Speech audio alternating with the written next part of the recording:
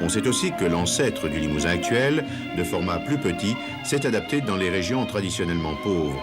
C'est au XVIIe siècle qu'on identifie la limousine. Sa viande, réputée, intéresse les boucheries parisiennes. Pendant 2 siècles, et notamment sous l'intendant Turgot, le Limousin leur envoyait ses vaches. C'était à 15 jours de marche. Le temps du trajet faisait qu'il les faisait reposer avant de les abattre.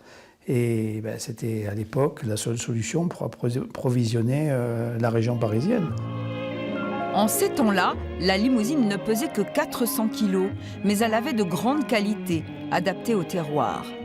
C'était un animal qui avait un squelette très fin parce que l'agriculture limousine ne produisait pas suffisamment de nourriture pour un développement du squelette tel qu'on peut le connaître aujourd'hui.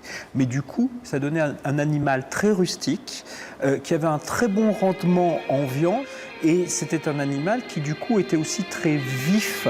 Jusqu'au milieu du 19e siècle, le Limousin avait de très petites fermes. Cette vache polyvalente y tirait de lourdes charges et mangeait un peu de tout, y compris des châtaignes.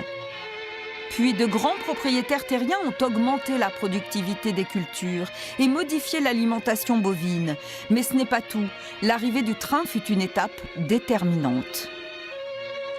Dans les années 1850-60, le chemin de fer arrive en Limousin, ce qui permet à la fois d'exporter plus facilement des animaux, et notamment des animaux jeunes, mais aussi d'acheter du blé venant d'autres régions, de la Beauce, etc., etc.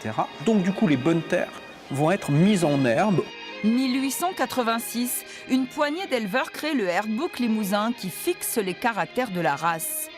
Mais la limousine connaît aussi quelques trous d'air. Son concurrent direct dans les années 50, le tracteur, qui a failli la faire disparaître. Seule planche de salut alors pour cette vache de travail, devenir un animal uniquement recherché pour sa viande.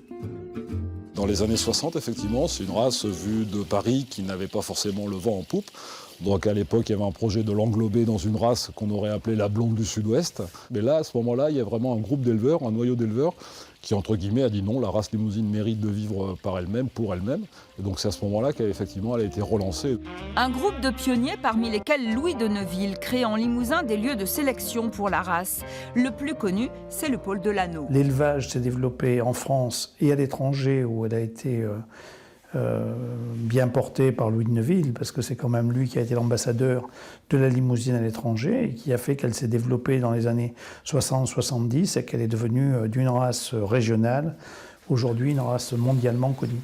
Un squelette fin, beaucoup de viande, des qualités maternelles. Ce sont aujourd'hui les caractéristiques de la race. Mais depuis 10 ans, la génomique a permis de rendre bien plus rapide et efficace la sélection génétique.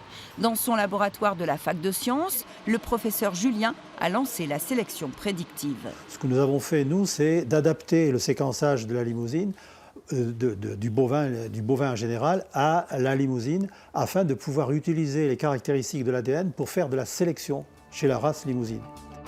Sur les 8 millions de vaches en France, la limousine arrive juste derrière la charolaise. Dans des races à viande, la limousine est la deuxième, puisqu'avec 1 200 000 vaches, elle représente plus d'une vache sur 4 qui est élevée aujourd'hui en France, qui est limousine. Et la limousine est actuellement présente dans 80 pays.